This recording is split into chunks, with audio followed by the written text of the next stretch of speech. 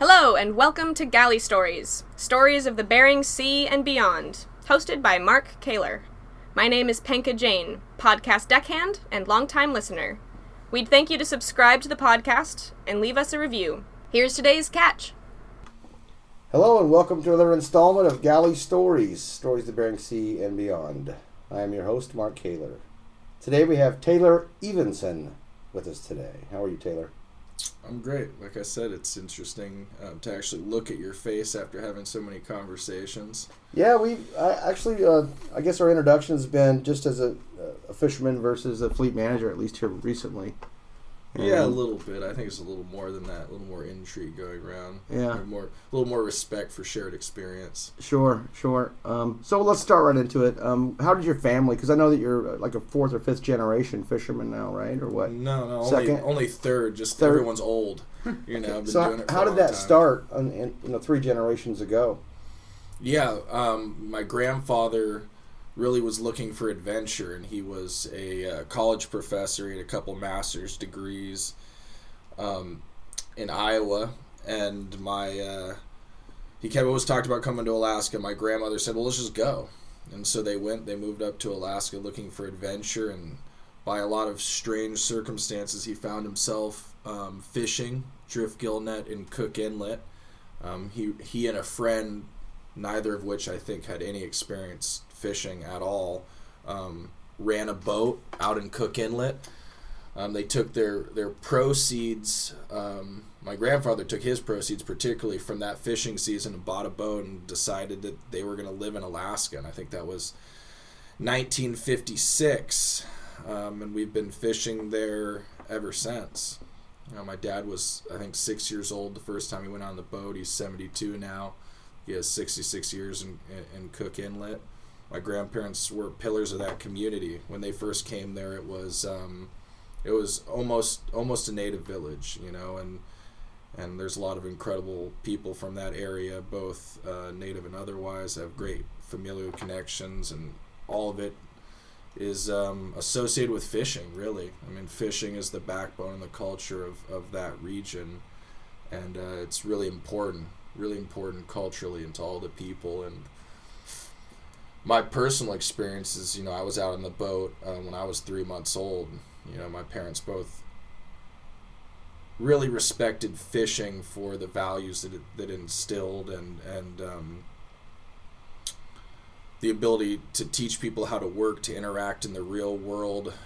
My dad hated homesteading, which my grandparents did, but still he comes back and fishes every year, which I don't know if that's probably more rugged than homesteading is. Maybe not as long a period of time, as long maintained. But Why would he have hated homesteading? Because homesteading was this incredibly secluded experience and just hard work constantly, and he didn't have kids to play with. He was always talking about that. So it was this rugged outside experience, and my grandfather was living his dream, having horses and building cabins and snowshoeing and hunting. My dad was just kind of a little boy by himself doing it, and it made him the person he is, incredible architect, naval architect, painter, all these things, all these incredible gifts from the isolation. But it was difficult in a lot of ways, I think, the way fishing is. But those difficult experiences, some of the lowest experiences, I think, after you come out of them, are the things you really hang your hat on, the things that define you as a person and show the kind of value you have and really develop you. And I think that's why fishing is so important to so many families out there, because it really instills in us generationally the values that we want our families to have. And when I think about what I want my eventual kids to have, like, those values are instilled by fishing, by interacting in the real world, by having a multitude of skills, by testing yourself against the elements, testing yourself against yourself, having that kind of connection to the environment. Because a great fisherman, I think, almost has a sixth sense, some type of intuition, connection to the natural world that can't be described maybe by science or anyone. But the really good ones, they just have a feel. How many times I've sitting with my dad, I just watched him look out over the water a couple miles away, and he's legally blind. Yeah, he's legally blind, 240/20 vision or something like that. What are you looking at? You can't even see, old man. And he'd look over there and just be like, I think we should pick this set up. And, you run over there, cross a couple rips, be all by yourself, not a boat around, just a field of jumpers. We had a couple experiences like that. And just, to this day, I don't know how he would know there were fish there, and he can't tell me how he knew. But, those are some of the best experiences. I mean, I can think about one of those. We the exact situation I described it was the very end of the day. There's probably 2.5 hours left in the fishing period, and he runs for about 30 minutes. And it looks like there's nothing. There's not a boat around. The tide's pushing all the other, the rest of the fleet completely away from us. We cross the bar, the South Callaghan bar, totally dictates the tidal currents there. And so that's pushing the boats apart. And there's just flat, calm, glassy water. The sun's speckling, perfect day. I think I was like 13 years old, and I hated fishing growing up. And he laid this big hook in this set, just jumpers everywhere, just running up on runway. Laid this big hook around him, almost like he was seining him, and not a single fish hit the gear. And I just remember, I go, what the heck, Dad, what's going on? I was freaking out, and I was really excited about fishing, which seemed, weird almost, right? And he just smiled at me and just swung this big hook in the gear, which is, you tie your line off, your lead line off to the tow line off to the side of the boat, and just tow the hook, and it almost drags the net over the fish, and it was just like dynamite in the water, man. Just absolute explosion up and down the net. And I was dancing on the deck, and I remember my dad looked at me and he said, well, I think we might make a fisherman out of you yet. That's one of those moments. And how old were you then? You said? I don't know. I was 13, something like that, yeah. 14. So do you see yourself having that same intuition, or growing into it at least? Yeah, I mean, I try to leave the space open to have it. I think that's the only way to really be great at it. Yeah, you've got a good friend that wrote a poem about you and your friend. In fact, a couple episodes ago, the Paul Drennan 49, Georgia Heverly sent in her poem. And you guys are roommates. Yeah. So small world. Yeah. So we've drug her in to actually read the poem that she wrote about you and Chris Braun. Yeah, I think really the poem's about all of us. All three of us. Okay. And about... maybe we should let her tell us. You think she'll read it to us? Yeah, I know she'll read it to us. What do you think, Georgie? She's a performer, both on the boat and off, so we'll see. I'd love to read it. Okay. So yeah, I wrote this for Taylor and Chris, and it's called Brothers in Salmon. The start of their journey, captains boundless at sea, surrounded, antiquated, weathered men of the fleet. Tales shared and repented, these legends did charge, ripping salmon from nets, tides, swells rolling large. Fishing boats, many decades, ever slowing with time, as their odyssey fades, to preserve and enshrine deep ancestral roots of historical kind. A mission falls on the young.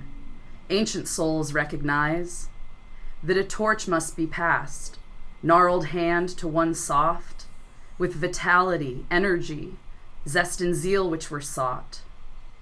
Within modern assembly of the youth of the fleet stands a girl with her father, timeless oceans concrete. Frightened one ever trying, womanhood at the cusp, climbing ladders courageous, seeking honor amongst, outnumbered by those, testosterone enterprise, giving soul in her spirit, fight to not tyrannize. She composes within, ink and paper she sees, though it little and feeble, yields to immensity, colossal depth of salt waters, augment time, clockwork tides. She discovers her brothers, to confess and confide, and yet to learn what she calls them, self-named fellow young few, fasten links and camaraderie, this, their Cook Inlet crew. her brothers in salmon, sharing reflective light from fathers antecedent, generations past sight. One boat named for a mother, a grandmother before, in homage to the women and the duty they wore. Therefore kindness and friendship teach not with reprimand. The girl grows with each salmon that she holds in her hands, that will callous and gnarl as the veteran others, just as hands of grown men, those of her salmon brothers. A family that you choose, gillnet society, and she will keep them in heart and in humanity. With confidence in a vessel she stands upon with her father, that could someday be hers, pass to his salmon daughter, to continue a living that some curse under breath, but it is primal and ancient. It is life, it is death. She will stand with her brothers and the life that they choose, her ink and her paper and her words to infuse, with the substance of friendship upon waters demanding, of an eternal epoch and the phantoms commanding, the ghosts of their fathers that will whisper and warn what is yet left to come of the oath they had sworn. But young sisters and brothers within salmon and salt will not waver in choice, their own words to impart on future salmon siblings that will take on their torch, whose own hands will gnarl, their own souls left to scorch. And she will forgive her fathers that surrender this choice, her own nautical sentence, and consequently her voice. And if she falls in her passage, jumping bow to slick dock, inexperienced hands, bowline, square, clove-hitch knots, brothers pick her back up with hands yet left to age, and they will place her on deck on her diamond plate stage. But in turn, so will she, if their own hands start shaking from boyhood adolescence, old timers in the making. So to brothers in salmon, I am eternally grateful, for you carry me forward when my feet are unable. Wow. Yeah, a little hair standing up on my arm. You look like you got a little tear in your eye there, Taylor. Yeah, I do. And so, Georgie, just to ask you a couple questions before we get back to Taylor. It sounds like, at least what I'm picking up on it, is that you wrote this as a three-way thing. It's kind of like your relationship with Taylor and Chris. Am I understanding that correctly? Yeah. All of us, all of our, the relationship we've formed as friends and as brothers and a sister, on the water, fishing for salmon. Yeah. I mean, I met Taylor first. I started helping him. I was his deckhand a couple years ago. And then I met Chris. And then together, we all work together. We all go through it together. Mm-hmm. Taylor, what are your thoughts? I mean, it really reminds me of meeting Georgie and how that went down, which I think is like an incredible story, and then how she got, I mean, I wouldn't say injured on the boat, but we were 20 hours away from Kenai, and we're just realizing that an old injury that she had was like coming back on kind of a long gillnet fishing trip. And it was just getting really, really, really bad, and we had an incredible bonding experience through, the hell that she went through, which is one of the worst things that I've ever seen, and just kind of the journey to get her home and make sure that she was safe and that everything was okay. What was that journey? Yeah, we were late in the season, just because we love fishing and love the experience of fishing something different. We were fishing the west side of the inlet. Not many boats do it, and so it's a fairly long trip in the inlet. You go from Kenai. The way we did it was you go from Kenai across to the far west side of the inlet, across Callaghan Island, and we were fishing kind of the Upper West Side around the Forelands, and we fished it, I think a day or two there. I forget what the openers were, and then we took about a 50-mile trip south to Chinitna Bay, and then fished in there. And you get to fish sometimes 2 days in, or 2 days and then a day off, then 2 days. And I don't remember what period it was in there, but we were probably gone for 4 or 5 days. And Georgie seemed fine, but when we were fishing up north on the west side for a while, she was always so active, and the effort was always there 100%. And her hip just started bothering her, and you could just see the deterioration and the discomfort, and she would not give up. She just kept working and working and working, and I was just like, this isn't right. And so I tried to get her to sit down. She's like, was really emotional about it because she felt like she wasn't giving 100% and she wasn't doing what she could, but I mean, she was giving so much more than that given what she was going through. And it just got worse, and by the time we got down to Chinitna Bay, we were fishing, and there was some fishing, and so we kept trying to be at it, and she just got worse and worse, and then she felt incredibly bad because she couldn't help me, and I was out there kind of fishing by myself, which could be done in that fishery, in that area, the way it's set up, and it just became worse and worse to a point we delivered one night, and we had other friends down there, and we were kind of getting back and forth between boats. We kind of tie up together, and that's our friend Gavin and Chris and all these different people that facilitate what we're doing down there. And at one point she was just kind of like destroyed, like screaming, and we were just like, it was in the middle of the night and the weather was supposed to be really bad, and we were just like, we gotta go. There wasn't a choice. I think it was supposed to blow 30 or something. I think the forecast for 9 to 12 foot seas, which in the inlet, the way waves stack and the way it's so much worse around rips, in a 34 foot boat, it's not ideal. We got a real good boat, that my dad designed, and like she said in the poem, was named after my grandma and built for my grandfather. And Chris's boat was down there too, the Jacqueline, which is named after his mom. You'll hear that in the poem. But so we just had to go. We just decided we were going to go.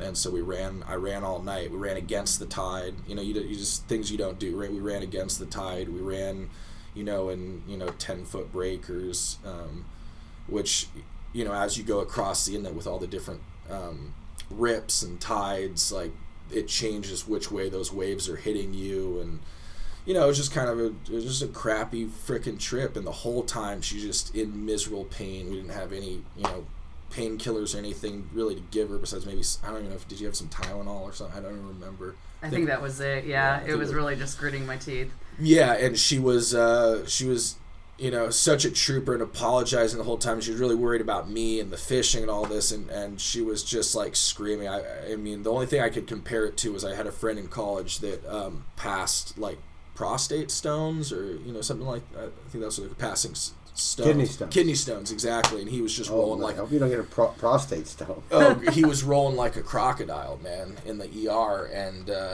that's the kind of.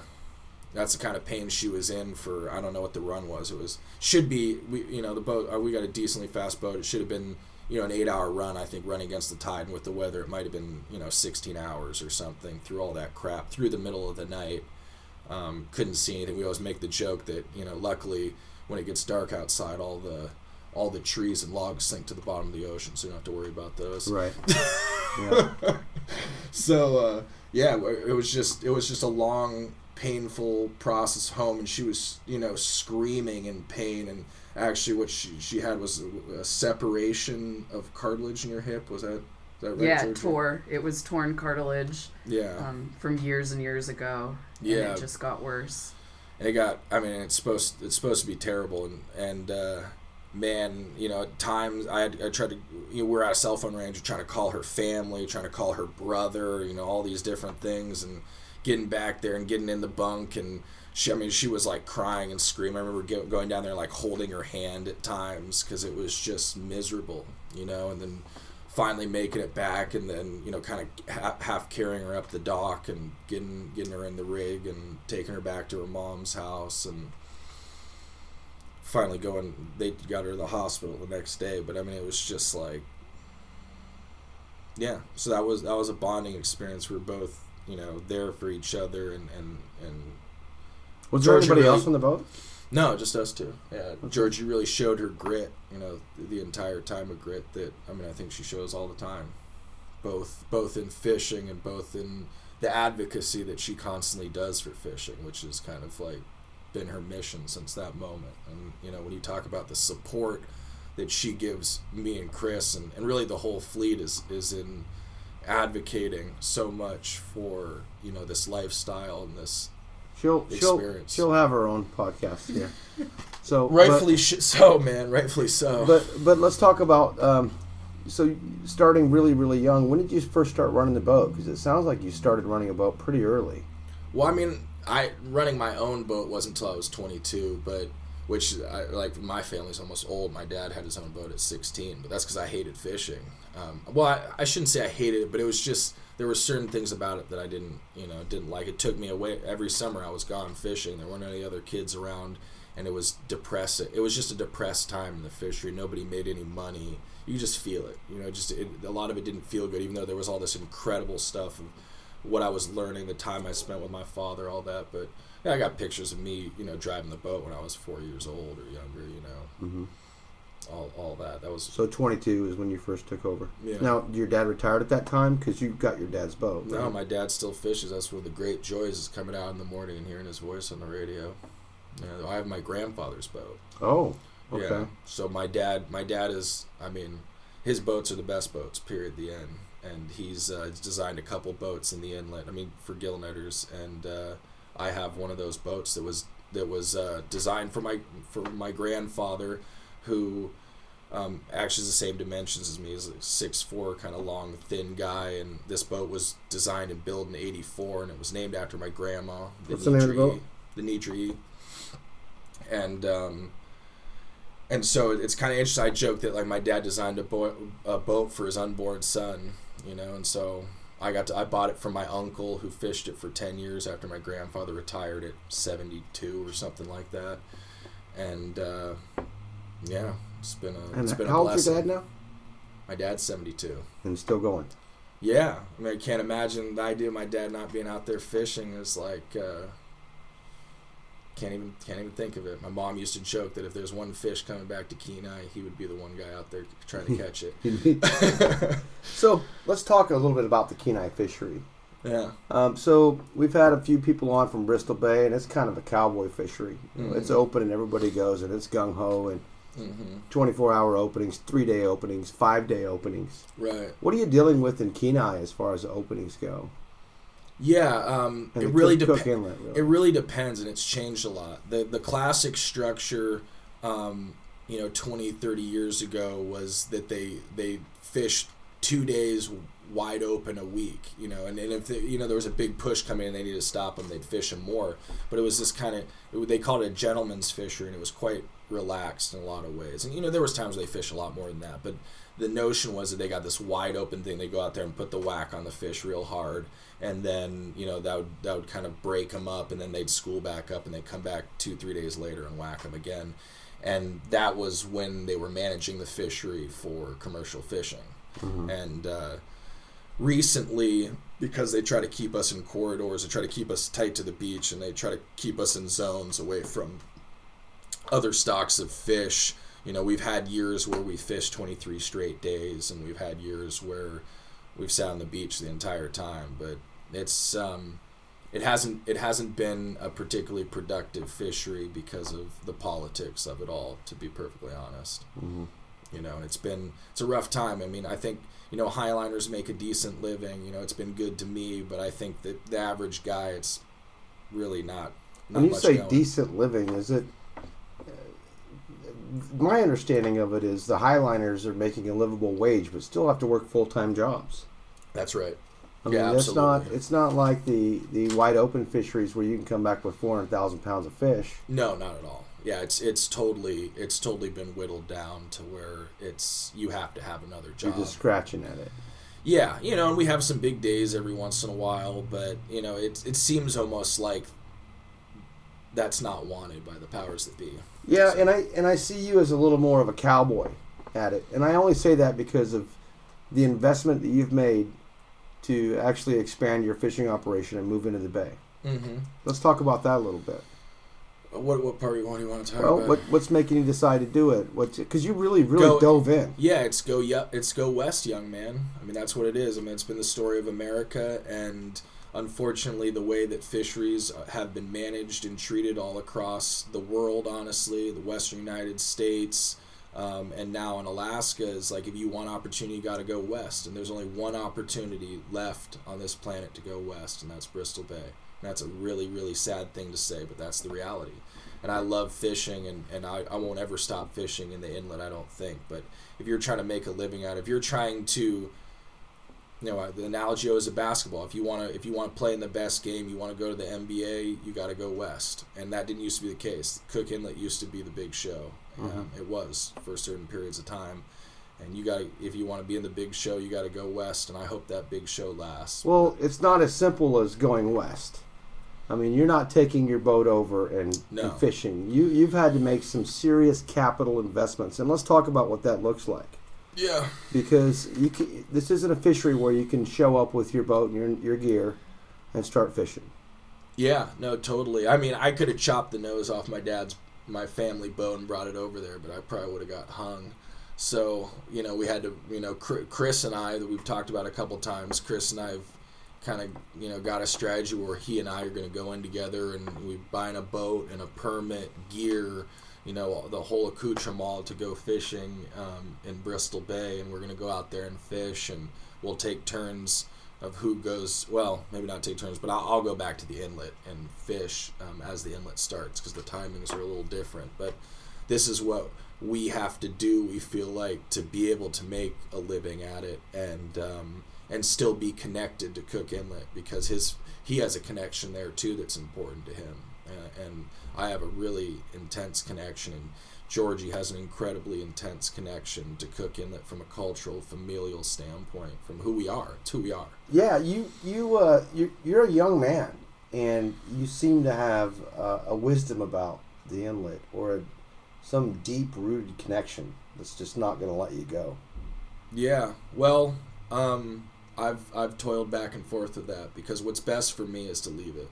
But, that's, best for me financially is 100%. I've always known that. I could have went to the Bay a long time ago, but I just couldn't imagine, waking up in the morning and not hearing my dad's voice on the radio. That's what makes it so fun. He's 45 years older than me. We never got to, play basketball together, or, all these things we love, but we can fish together, and we're good at it, and our group is good at it, and those guys, all older guys who've been doing it forever, just amazing people, and we feel like the best team out there. We feel like we get to be the LA Lakers, every season we get to go out there and look over the inland and say, this is the court that will be played on for this period of time, and that's something special. It's worth more than the money. Mm-hmm. So I don't want to lose that, and that's why I had never gone to the Bay before. But go west, young man. Exactly. Yeah. So where do you see yourself in 5 years?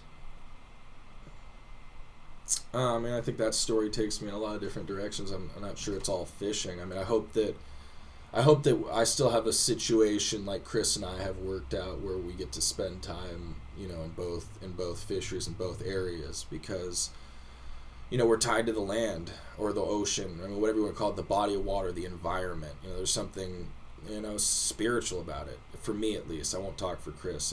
He'll probably have his moment, but that's my connection to God in a lot of ways. To be perfectly honest, is fish, is salmon, is Cook Inlet, the water, the wind. Yeah, it's important. Do you remember the first time you were scared? No. We're talking about I remember lots of times I was scared on the water. Yeah, I remember lots of times. I remember when I was, I don't know, I might have been 3-4 years old, and I thought if my dad turned the boat too hard, it'd roll over. That's a kind of a funny story running out of the mouth of the Kenai. There's like 200 boats all running out, And I was like, oh, Dad, don't turn too quick. And he's like, looking at me, he's like, okay. And so he just, going full bore, he just whipped it, hard to port, and spun a big circle. And I'm like teetering in my chair, and the whole fleet's watching. And everybody knows my dad's boat because it's beautiful, and he's just been a highliner forever. So everyone's looking at his boat like, what is Thor doing? And he's just like, runs this big circle, and I'm tilted the whole time. And he's like, kind of looked over at me like, would that kind of bury any type of concerns for you about that? And I was like, okay, yeah, well, I think we're good. What about the skipper? Yeah, I've got some. Yeah, definitely. I think tons of scary times. The one that really sticks out was when my mom and my sister were fishing on the boat with me, which was also, it's a family thing, man. It was an incredible experience to have them. But they were an incredible. I have to have incredible respect for the fact that they're in my hands. My mom and my sister, and there was a really big. It was supposed to be a big day, and we were going out, and it was just gnarly. 12-footers, and like I said, the way waves stack so close in the inlet, 12-footers gets pretty gnarly, pretty steep, and we're running down south, and I was probably an hour ahead of my dad because he's got a nice engine in his boat, and he turned around and went back to the river. I've never seen my dad always fished. I don't remember on a big day him ever turning around, but it was gnarly enough where he said, heck, I don't want to deal with this. And I was like, whoa, that's a little weird. And so we pounded back. Ended up about 95% of the fleet didn't fish, and there was all hell broke loose that Fish and Game would fish us on a day that was that unbelievably rough. But I said some prayers that day. I went down the east side to try to avoid the weather, kind of cut over a little bit, had a set for 300 fish maybe in a couple hours, and I was hanging on the gear. It's gusting 70 probably, something like that. Probably a steady 40 and gusting maybe 70. And good family friend Bobby Tepp, who has the larger version of my boat. My dad designed his boat and built it, the RD-73, who he might be the best fisherman doing it right now. He might be at the top. He's incredible. And I was going to run home. I was going to go east, and the weather was actually worse going into the east. And he said, man, and he's a subtle dude. And he was just like, man, there's some fish over here. I'm like, really, Bob? And he said, yeah, we're catching some fish. You might want to try it. And my mom's down in the bunk praying, because we're pounding it. And the way like I keep saying, the way the rips stack, you can actually get in a situation where waves will hit you from 2 or 3 different angles. And, they had built to this point where they were at times there were 16-footers. I blasted a bunch of gear off the top. My radio antenna got blasted down. A bunch of other rigging on the top of my boat from waves coming over it. And, and we were just like, oh, well, I got to do it, right here.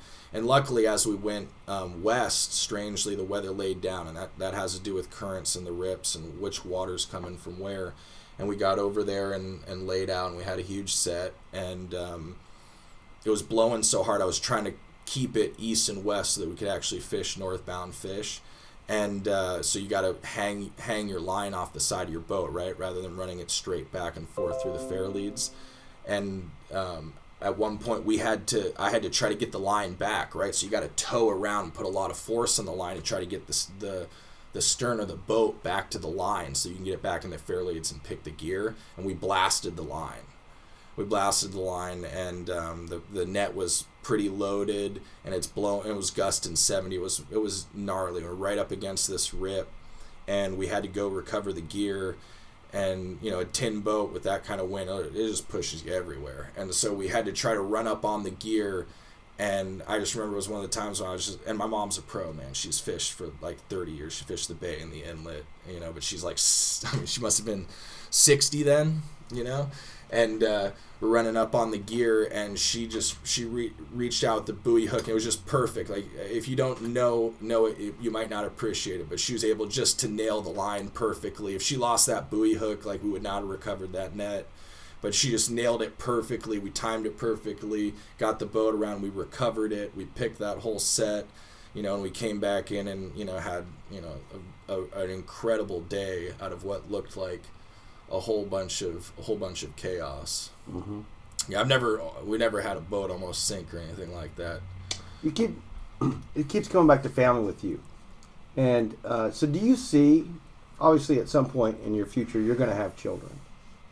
Do you wish this for them? Oh, 100%.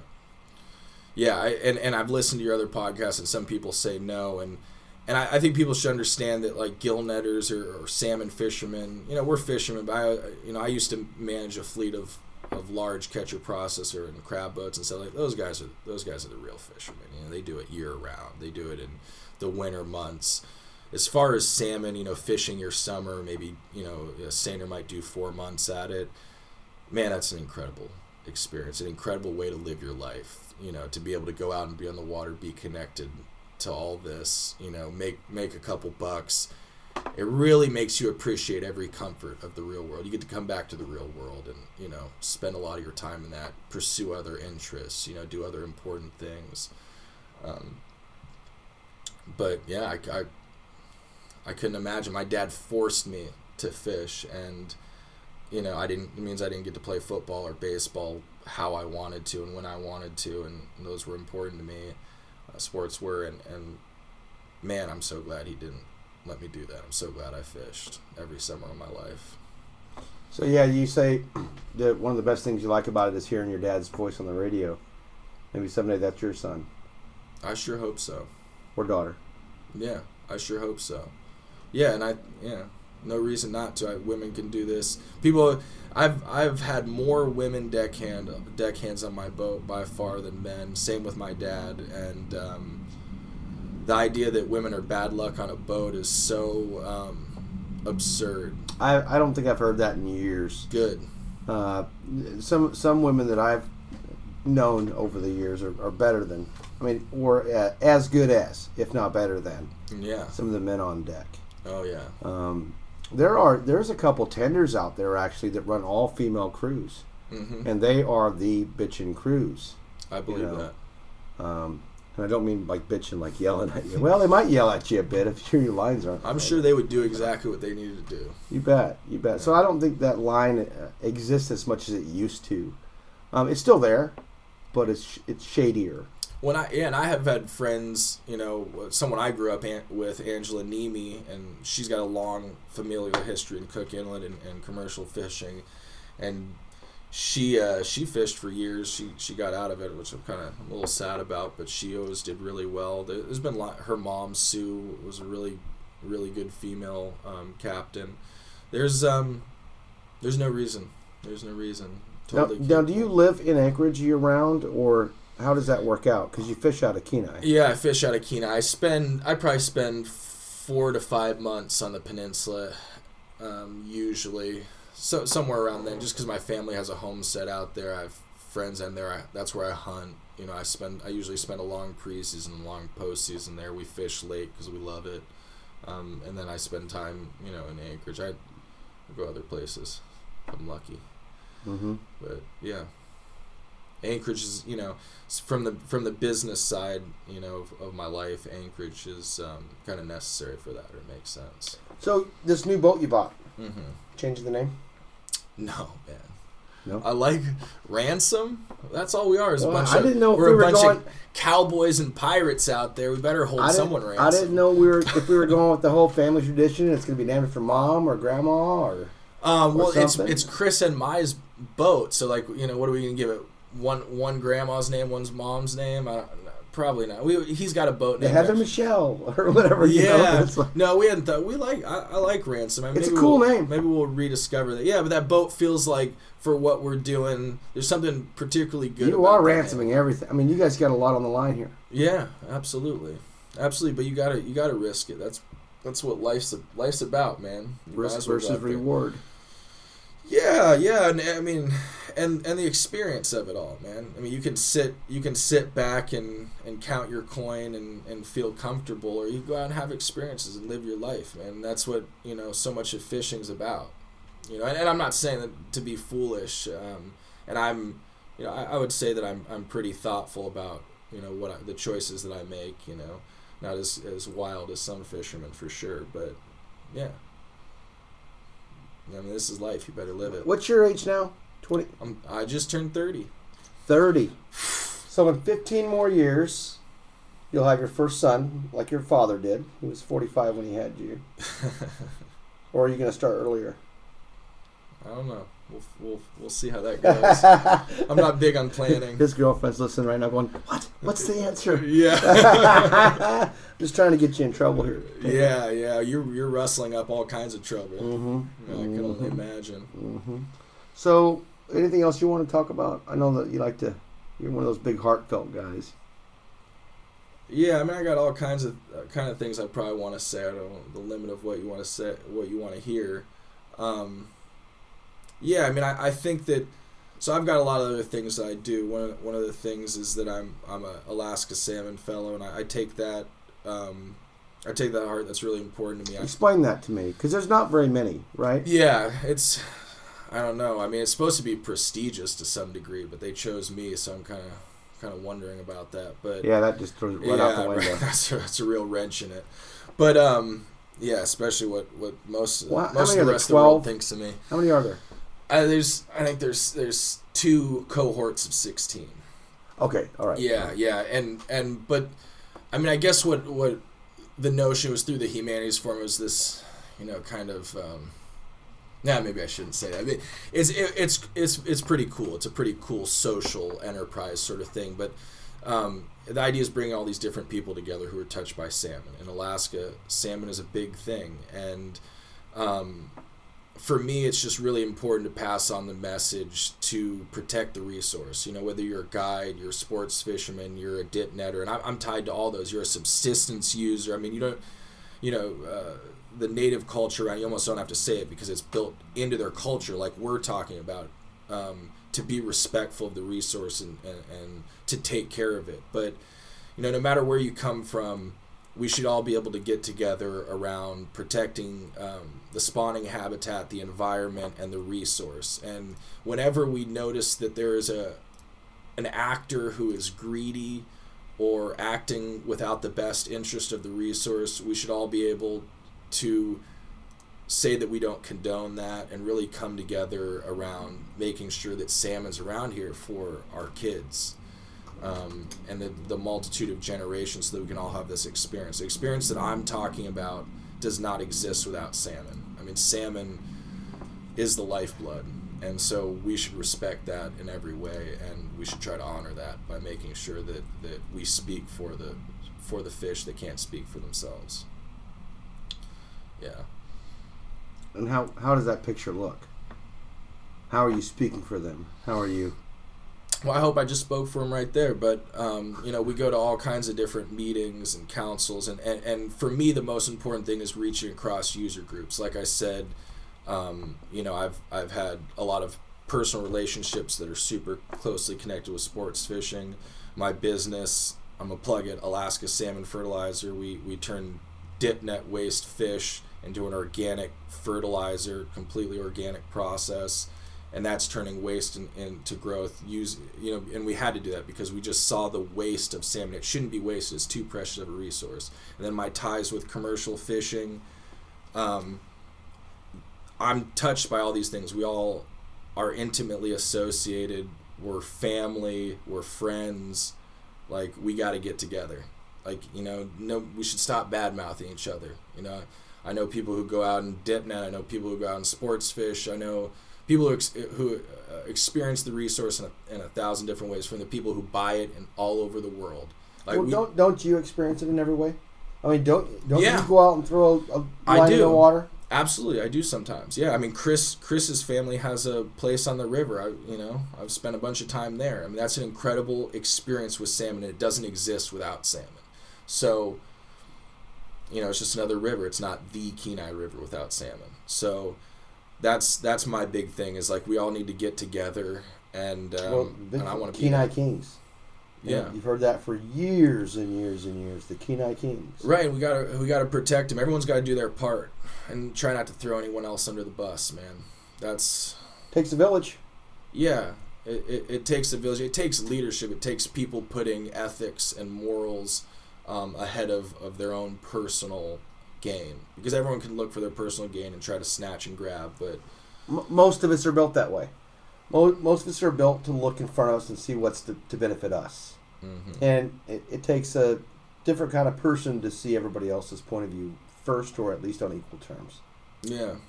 Yeah, well, I mean, I think that, it sounds cheesy, but I think that that's what comes with, the notion of love, right? You love the salmon, you love the people.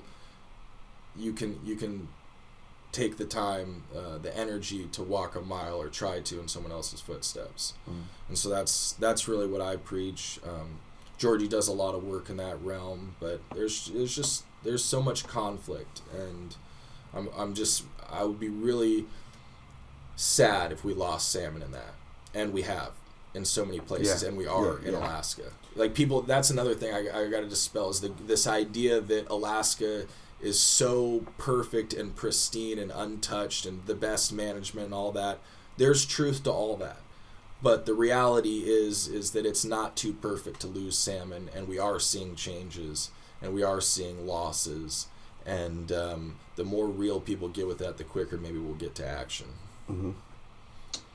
So I almost always ask the question of, how do you see young people getting involved, and how should they get involved? For you, it's different. You were raised into it. Actually, you were made to be a part of it, which you're thankful for now. Yeah. And when your kid's born, you're going to make them be a part of it, which they may be thankful for later. I'm sure. But what about these young guys that are thinking about getting involved, that don't have the same outlet that you do? You were born into connections. Mm-hmm. What would you suggest? Man, I think there's been a lot of really, really good advice that people have already put out there on your podcast, and I would follow that. There's some people who said they wouldn't do it too, and their experience that might be true for. But as far as what I've experienced, I think you gotta just, like I said, risk it, right? The life is happening right now. You see it, you want to go have an adventure, go have an adventure. You might not make money the first time. You might not make money a couple times, but this experience is bigger than that. There's nothing like being up here and being out on the water. You wonder why people watch stupid reality shows. It's because that experience is special. You don't get that anywhere else. Our entire society is losing that, and it's still here in Alaska. It's still here. You can still go out there and make your way, and you can do it in fishing. Fishing's an opportunity for that. And it's not just the fishing side. I mean, I've said it many times on this podcast that I have never experienced sunsets and sunrises like in Alaska. Right. There's something about not pollution in the air or whatever it is, but the colors are just incredible. I've had the opportunity to be a lot of different places in the United States and some places in the world. I've had a lot of opportunities to live, work other places. Won't do it.